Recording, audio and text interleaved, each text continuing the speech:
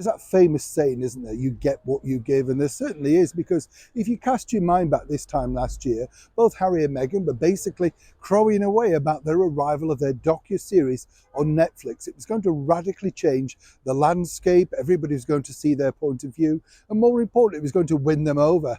Fast forward 11 months and people are just openly laughing at them. There've been the derision of two skits now by cartoons on Family Guy and South Park. It wasn't exactly the way that it was planned.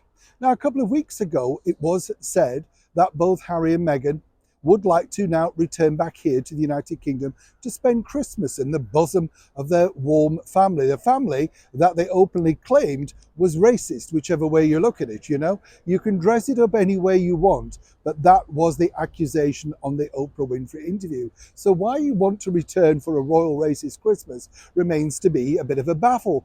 But now it looks to be that there's another bigger issue. One, in fact, that His Majesty the King is not willing to shift from, simply because, as we know, well, quite frankly, is relying on a lot of his other closer, more, shall we say, dedicated family members. Let me explain. Hi, good morning, how are you? Nice to see you. We'll have a wave. Are you all right today?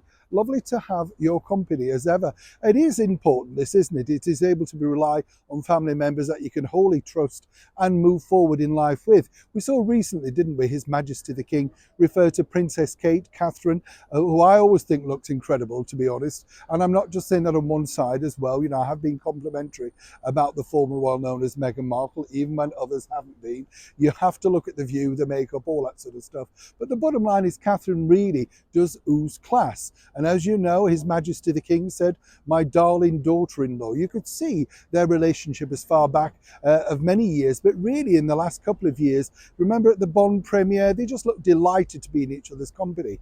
Now, as you know, Christmas is lurching forward and Harry and Meghan apparently wouldn't mind a return back to the United Kingdom.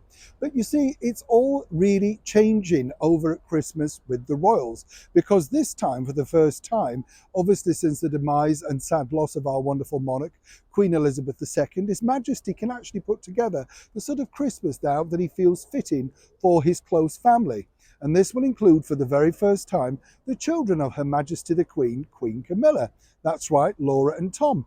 And what's interesting here is, you see, if you think about this, you can understand now why the reticence to have Harry and Meghan back. Because this was Tom, who I know myself, a brilliant guy, a lot of fun, by the way, a big giggler, good fun, and obviously built a very respectable career in the world of reviews, catering and food.